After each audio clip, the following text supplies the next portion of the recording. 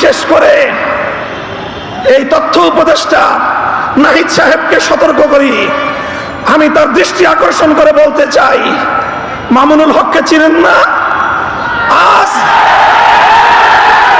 আজকে ফ্যাসিবাদ বিলোপ হওয়ার 1.5 মাসের মাথায় আমার বিরুদ্ধে অনলাইনে ফেসবুক কর্তৃপক্ষ সহ ইউটিউব কর্তৃপক্ষ সহ অঘোষিত নিষেধাজ্ঞা জারি করে রেখেছে।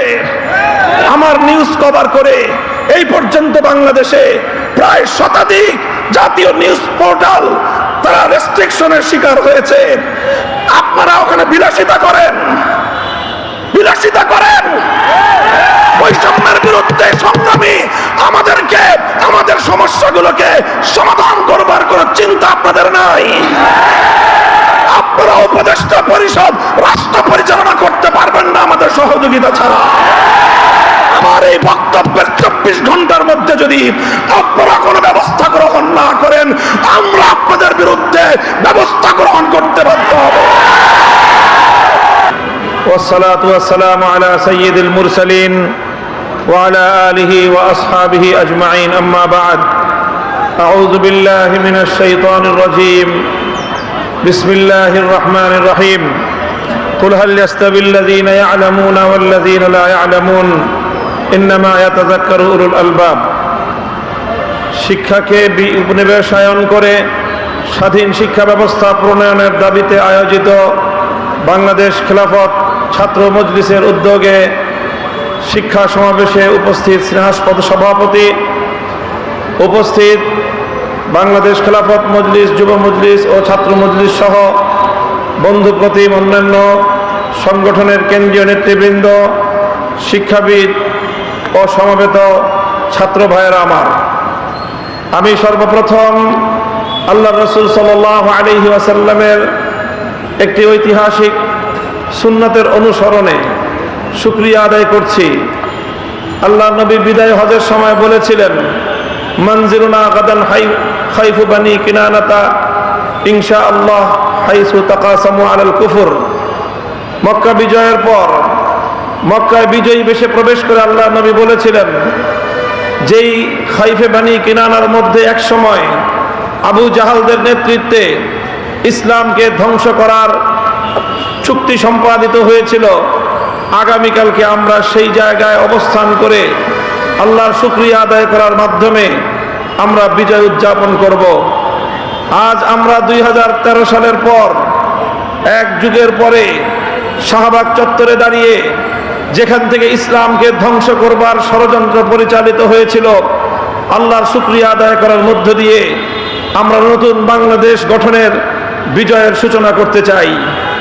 সংগ্রামী সাথী ও বন্ধুগণ, সেই সাথে বলতে চাই, এই শাহবাগ চত্বরে দাঁড়িয়ে আমি আজকের অন্তর্বর্তীকালীন সরকারের কাছে সুস্পষ্টভাবে দাবি জানাতে চাই, এই শাহবাগ চত্বরকে কেন্দ্র করে এই গণজাগরণের নামে বাংলাদেশকে বিভক্ত করবার, বাংলাদেশের স্বাধীনতাকে বিপন্ন করবার চক্রান্তের বিরুদ্ধে রুখে দাঁড়িয়েছিল যে শাপলা চত্বর, সেই শাপলার শত শহীদানের আজও পর্যন্ত রক্তের কোনো প্রতিবিধান করা হয়নি। এখনো পর্যন্ত শাপলা চত্বরের বীর শহীদদের হত্যাকাণ্ডের জন্য কোনো রাষ্ট্রীয় উদ্যোগ আমরা লক্ষ্য করতে পারছি না। আমি স্পষ্ট ভাষায় দাবি করতে চাই, একটি স্বাধীন তদন্ত কমিশন গঠনের মধ্য দিয়ে শাপলা চত্বরের সকল হত্যাকাণ্ডের জন্য স্বৈরাচারী খুনি শেখ হাসিনা সহ তার শাপলার সকল সহযোগী খুনিদেরকে অতি দ্রুত আন্তর্জাতিক অপরাধ ট্রাইব্যুনালে মামলা দায়েরের মাধ্যমে বিচার ব্যবস্থা নিশ্চিত করতে হবে। আমি ঢাকা বিশ্ববিদ্যালয়ের এই প্রবেশদ্বারে দাঁড়িয়ে স্মরণ করতে চাই নবাব স্যার সলিমুল্লাহদেরকে, যাদের ত্যাগ এবং অনুদানের ভিত্তিতে প্রতিষ্ঠিত হয়েছিল এই ঢাকা বিশ্ববিদ্যালয়। ঢাকা বিশ্ববিদ্যালয় কর্তৃপক্ষের কাছে আমাদের দাবি থাকবে, আমরা আর আবেদন করছি না, এখন থেকে আমরা দাবি করছি, আপনারা আমাদের দাবিগুলোকে কিভাবে মূল্যায়ন করেন আগামী দিনে সেটা আমরা পর্যালোচনা করব। আমরাও মূল্যায়ন করে আগামীর পদক্ষেপ এবং আমাদের কর্মসূচি আমরা নির্ধারণ করব। আপনারা রবীন্দ্রনাথের গান গান, অথচ নবাব স্যার সলিমুল্লাহদেরকে আপনারা ভুলে যান। এই ধরনের আতেলগিরি বাংলাদেশে আগামী দিনে বরদাস্ত করা হবে না।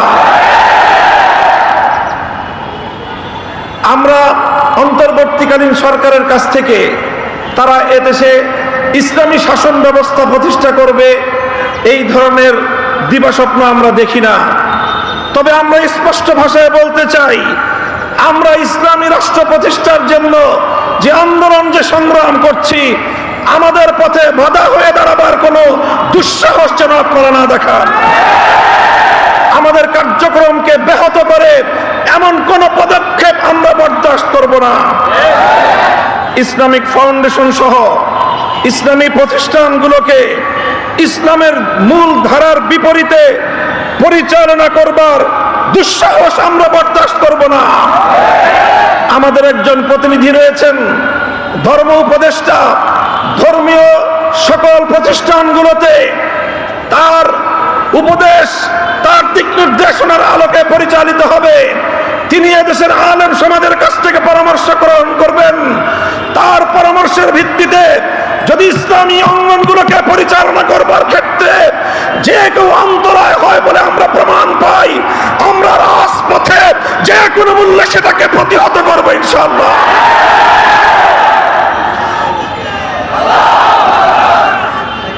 আমরা পরিষ্কার ভাষায় বলতে চাই, শিক্ষা ব্যবস্থায় ইসলামের বিরুদ্ধাচরণের অশুভ ধারা বন্ধ করতে হবে। সকল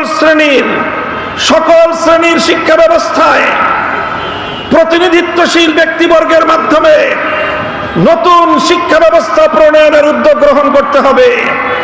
আপনারা সেই আওয়ামী দুঃশাসনের আমলের মতো বরাবর এদেশের ইসলামপন্থীদেরকে উপেক্ষা করে চলবেন। আমাদেরকে উপেক্ষা করার এই ধারা আমরা আর বেশি দিন চুপ করে বরদাস্ত করব না। শিক্ষা কমিশনে এদেশের সর্বজন কোন আলেম প্রতিনিধি অন্তর্ভুক্ত করতে হবে, না হয় ওই শিক্ষা কমিশনের কোন সুপারিশ আমরা মানব না। বৈষম্যহীন শিক্ষা ব্যবস্থা প্রতিষ্ঠার স্পষ্ট দাবি জানাই। আলিয়া মাদ্রাসার শিক্ষার্থীরা তারা জাতীয় শিক্ষা ব্যবস্থায়, জাতীয় সকল চাকরি বাকরির ক্ষেত্রে বৈষম্যহীন সুযোগ সুবিধা চায়। এক্ষেত্রে মেধার ভিত্তিতে সকলের জন্য সকল ব্যবস্থায় যত ধরনের বৈষম্যমূলক নীতি রয়েছে, বৈষম্যমূলক ব্যবস্থা এবং আইন রয়েছে, সেগুলোর বিলোপ করতে হবে।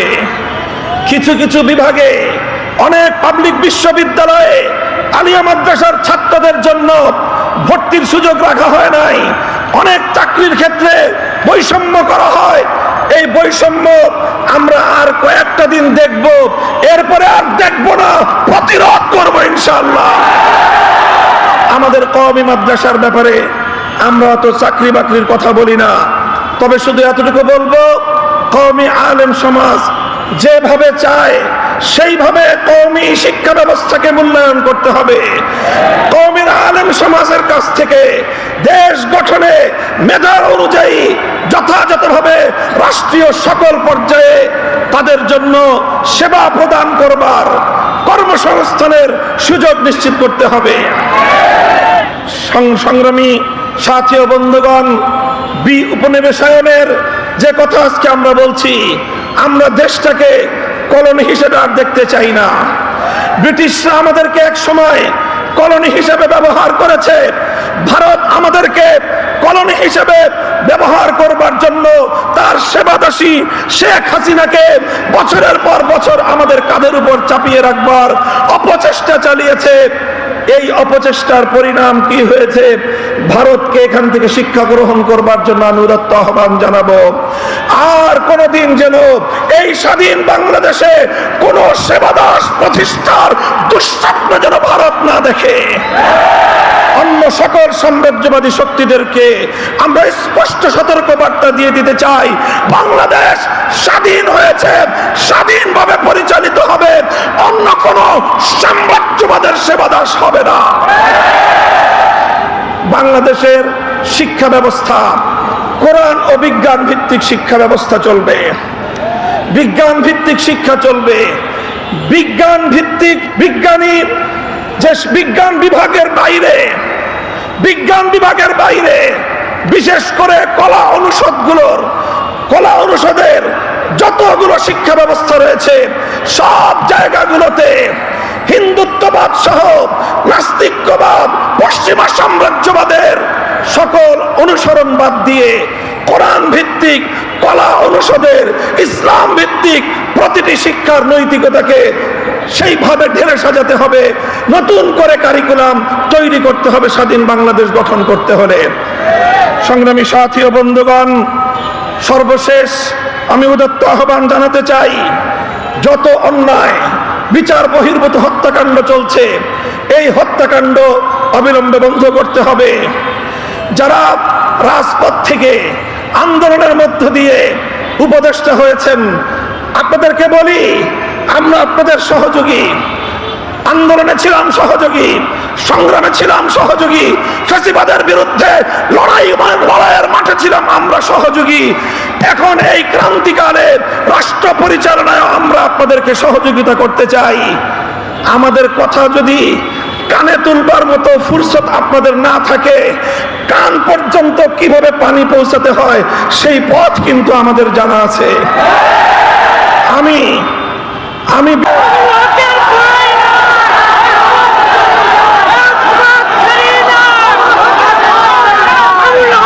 সংগ্রামী সাথী ও বন্ধুগণ, আমরা পরিষ্কার ভাষায় বলি, আন্দোলনে ছিলাম আমরা, সংগ্রামে ছিলাম আমরা, রক্ত দিয়েছি আমরা, কারারুদ্ধ হয়েছি আমরা, অন্যায় অপমানের শিকার হয়েছি আমরা, ষড়যন্ত্রের শিকার হয়েছি আমরা, যুদ্ধ করে বিজয়ের রণাঙ্গনেও ছিলাম আমরা।